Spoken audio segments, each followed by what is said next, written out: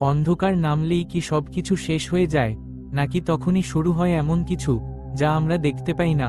স্বাগতম আপনাদের হরর জোনে, যেখানে প্রতিটি গল্প লুকিয়ে আছে ভয়, রহস্য আর অজানা সত্য। আজকের এই গল্পটি হয়তো আপনাকে ভাবতে বাধ্য করবে, আপনি সত্যিই একা আছেন তো?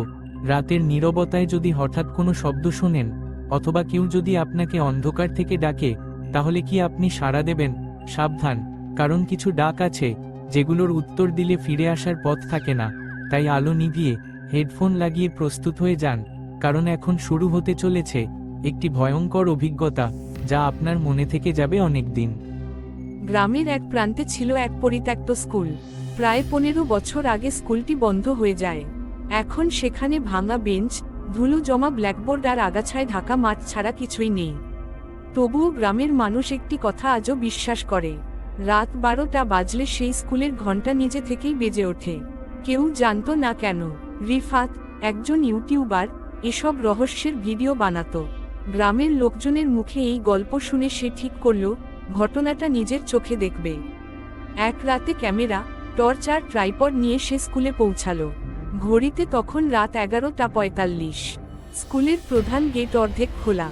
ভেতরে ঢুকতেই ঠান্ডা বাতাস তার শরীর কাঁপিয়ে দিল। চারপাশে অদ্ভুত নীরবতা।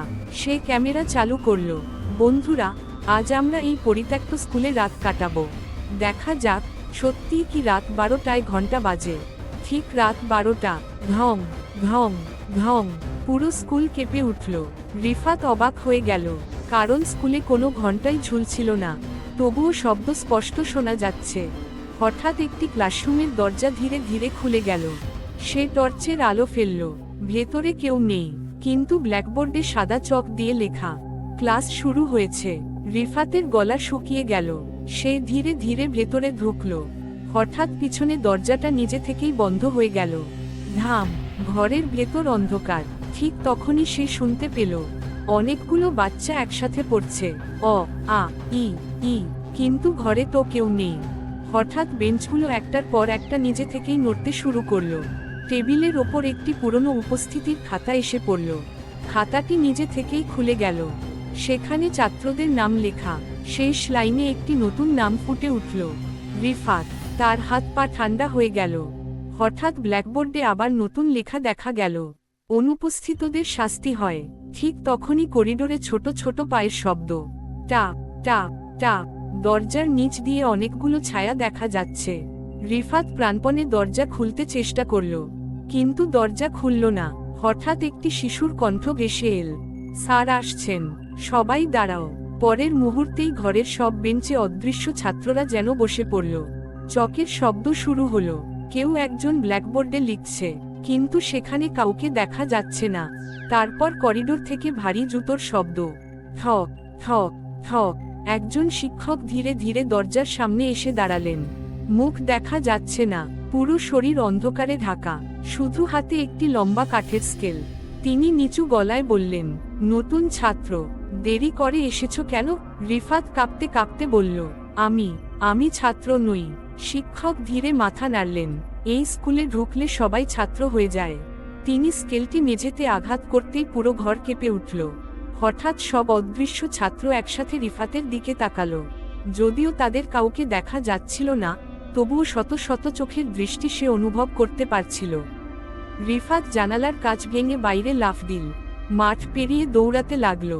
পেছনে আবার সেই ঘণ্টা, ঘং ঘং ঘং। মনে হচ্ছিল শব্দটা তার ঠিক পেছনেই। অবশেষে সে গেট পার হয়ে রাস্তায় এসে পড়ল। ভোর হলে গ্রামের লোকজন তাকে অচেতন অবস্থায় খুঁজে পেল। জ্ঞান ফেরার পর সে ক্যামেরার ভিডিও দেখতে চাইল, কিন্তু ভিডিওতে শুধু একটি দৃশ্য ছিল, খালি ক্লাসরুম, আর ব্ল্যাকবোর্ডে বড় বড় অক্ষরে লেখা, আগামী ক্লাসে আবার দেখা হবে। তারপর ভিডিও শেষ কয়েক সেকেন্ডে ক্যামেরার দিকে একটি অদৃশ্য কণ্ঠ ফিসফিস করে বলল, রিফাত, তুমি এখনো আমাদের ছাত্র। আজও গ্রামের মানুষ বলে, যদি কোনো পরিত্যক্ত স্কুল থেকে মাঝরাতে ঘণ্টার শব্দ শুনতে পাও, তাহলে কখনো ভেতরে ঢুকবে না, কারণ সেই স্কুলে একবার উপস্থিতি খাতায় নাম উঠলে ছুটি আর কখনো হয় না। ভূত। আজকের এই ভয়ঙ্কর গল্পটা যদি আপনার ভালো লেগে থাকে, তাহলে ভিডিওটা একটা লাইক দিতে ভুলবেন না। আর আপনি কি কখনো এমন কোনো অদ্ভুত বা ভয়ঙ্কর অভিজ্ঞতার সম্মুখীন হয়েছেন? তাহলে কমেন্ট করে আমাদের জানান। এই চ্যানেলে প্রতিদিন এমনই নতুন নতুন ভয়ঙ্কর গল্প শুনতে চাইলে এখনই সাবস্ক্রাইব করুন, কারণ পরের গল্পটা হয়তো আপনার সাথেও ঘটতে পারে। ততক্ষণ পর্যন্ত সাবধানে থাকুন আর অন্ধকারে একা কোথাও যাবেন না।